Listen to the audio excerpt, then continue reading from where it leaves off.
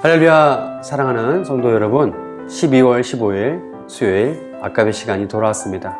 오늘 함께 보실 말씀은 구약성경 요엘서 1장 1절에서 12절까지의 말씀입니다. 자, 그럼 오늘 함께 우리가 요엘서를 시작하게 되었는데요. 오늘 말씀의 제목은 아무것도 남기지 않은 메뚜기 재앙이라는 말씀으로 함께 은혜의 말씀 나누도록 하겠습니다. 요엘 선지자가 활동한 시기는 학자들마다 의견이 좀 달라요.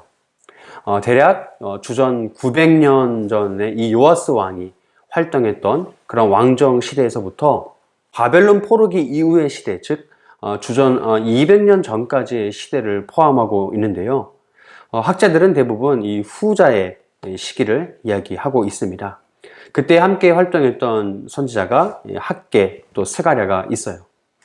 하지만 이 요엘 선지자가 활동했던 그 시기보다 우리가 더 중요하게 생각해야 할 것은 여전히 그때 당시에 성전이 제 기능을 하고 있고 왕보다는 제사장들과 장로들이 이스라엘의 대표자로 여겨지고 있었던 시대다라고 하는 것입니다.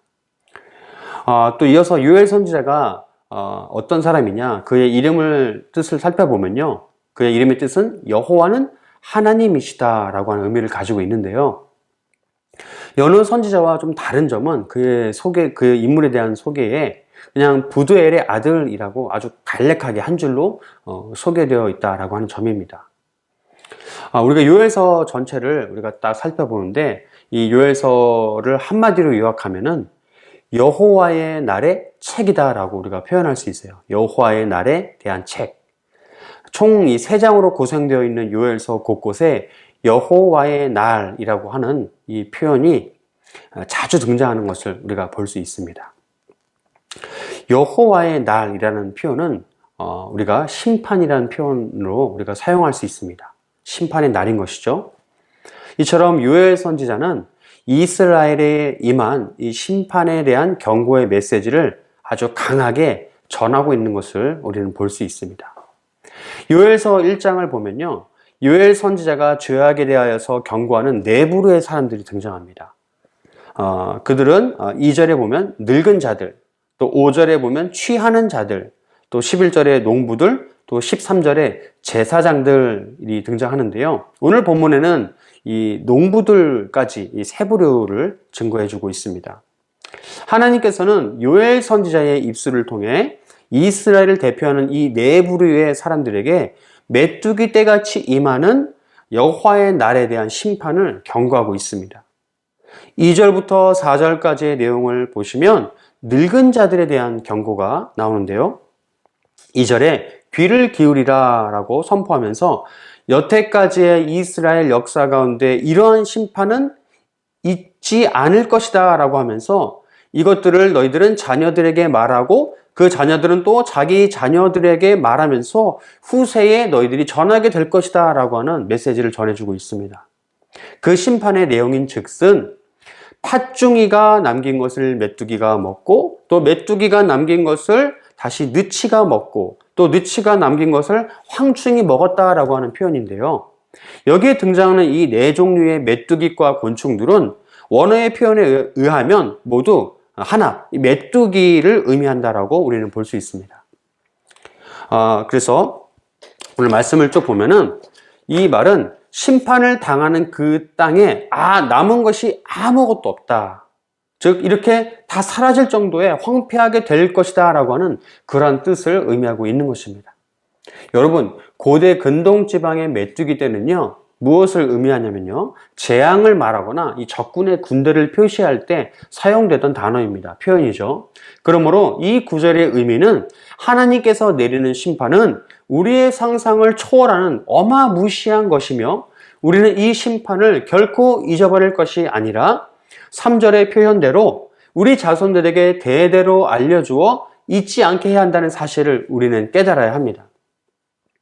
이어지는 5절로부터 7절까지의 내용을 보면 취하는 자들에게 전하는 경고의 내용이 나오는데요. 5절에 보시면 단 포도주가 입에서 끊어졌다라고 하는 표현이 나옵니다.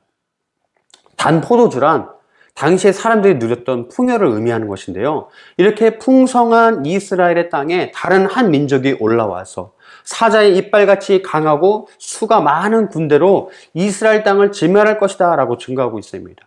이러한 심판은 7절에서 표현되는 것처럼 포도나무와 무화과나무로 표현되는 모든 과수가 다 벗겨지고 하얗게 되어버렸다라고 하는 그런 내용을 증거해주고 있는데요. 즉 하나님의 심판의 이 강도와 범위가 너무 강하고 넓어서 그 누구도 내려지는 심판을 피해갈 수 없다는 사실을 증거하고 있습니다.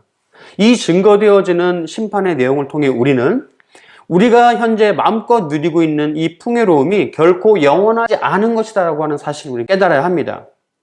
이 풍요는 결코 우리로부터 온 게 아니고 바로 하나님께서 그동안 우리에게 베푸신 은혜, 바로 그 은혜를 베풀어 주셨기 때문에 우리에게 찾아온 것임을 우리는 알아야 합니다. 성도 여러분, 이 본문을 보니까 마치 우리가 현재 겪고 있는 이 코로나라는 전염병의 어려움과 겹치는 부분이 있지 않으신가요? 이런 마음이 들 때 우리는 반드시 이러한 심판을 행하시는 하나님의 준엄하심과 능력을 우리는 깨달아야 합니다.